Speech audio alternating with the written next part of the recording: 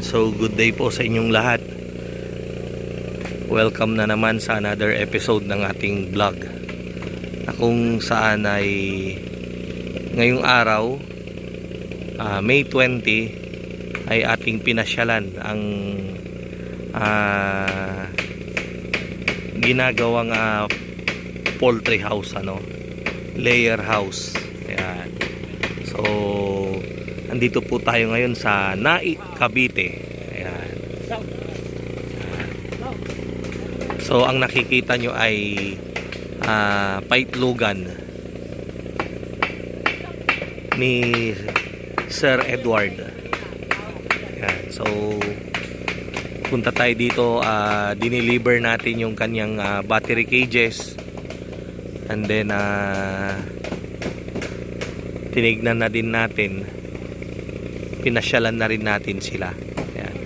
So kitang kita nyo, nirarush nila yung kanilang layer house. Pagbubuo sila ng daan mamaya, yung isang pathway kasi nabuhusan na, mamaya ang alauna bubuhusan naman yung pangalawang pathway, and then after 2 days yung pangatlong pathway naman yung gitna.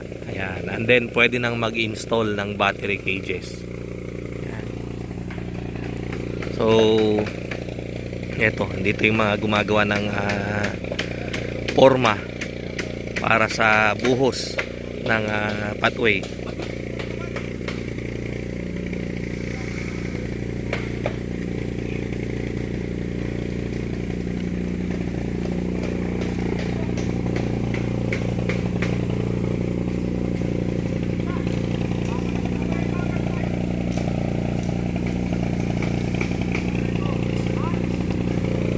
So wala pang kuryente rito.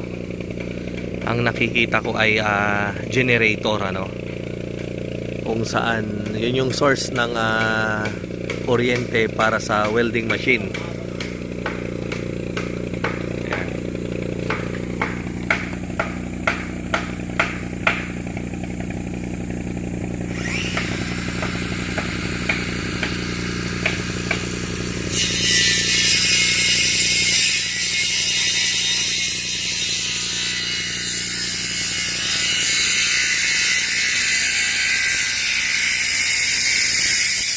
Puntahan din natin yung mga kasamahan natin dito na nag-assemble ng battery cages. Ayan. Napakaganda dito. 4 hectares yung property.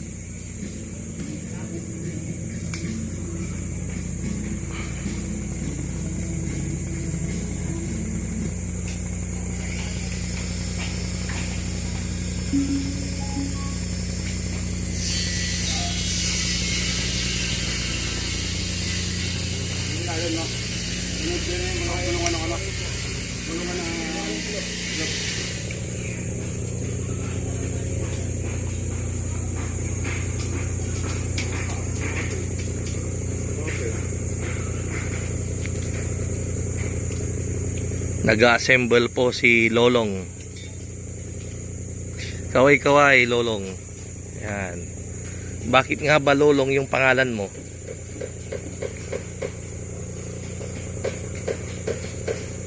Ayan, doon naman po si Jasper. Ayan. Dan yung naka-blue na nakatalikod si Julius. Yung isa naman si si Melvin. And then yung doon si Bitoy. Ayan. And so kung titignan natin, parang napakadali, ang bilis-bilis nilang mag-assemble, pero kung tayong mag-assemble, hindi siguro ganyan kabilis. Itong mga to kasi mga expert na, mga sanay na.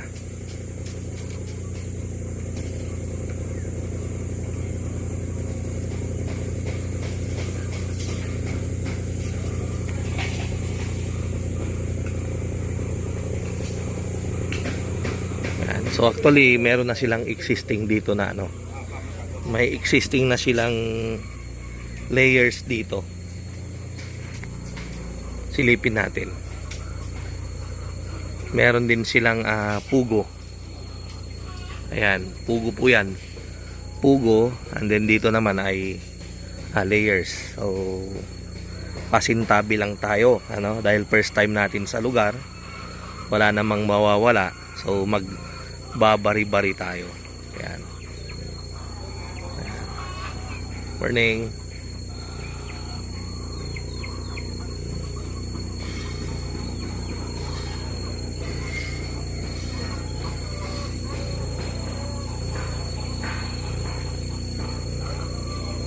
So meron silang parang 500 ata to, o ayan, o.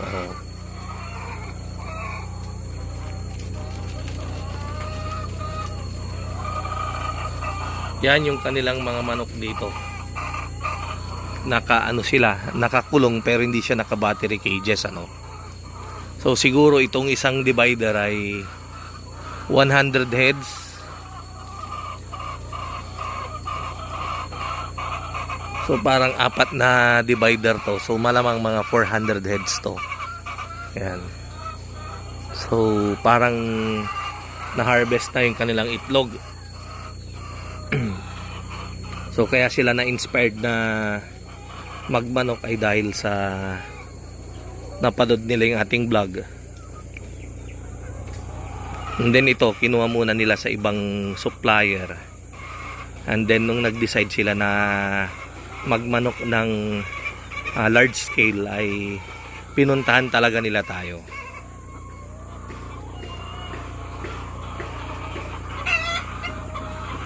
Ayan. So dito, gawing kahanan, ayan po yung ginagawa nilang layer house. Ayan.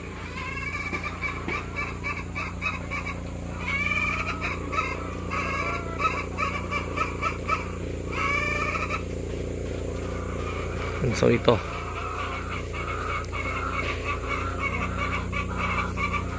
may itlog doon.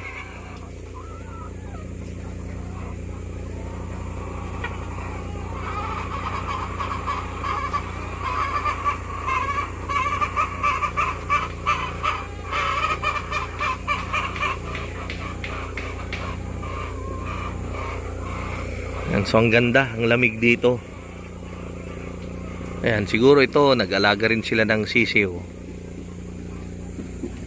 Kita din natin.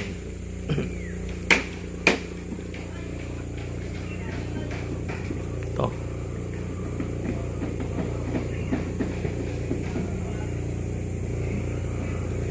Dito nila siguro inalagaan yan. Or siguro dating meron silang broiler, ganyan. Kasi ang pagkakaalam ko dun sa RTL nila, binili nila na 16 weeks na. Yan. Yan. So ang ganda. Yan. So abangan nyo po yung mga updates natin, ano. Siguro in after a week, madi-deliver na natin yung RTL nila dito. Yan.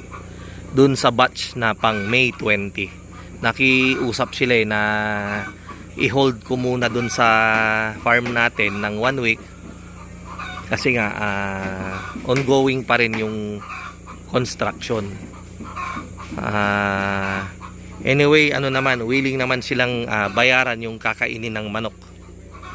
Ayan, so pumayag naman tayo. Ayan. Ayan, so hanggang sa muli, maraming salamat po. At I hope na nagustuhan po ninyo yung ating farm tour ngayong araw. Mula po dito sa Naik, Cavite. Ayan. Good morning po sa inyong lahat.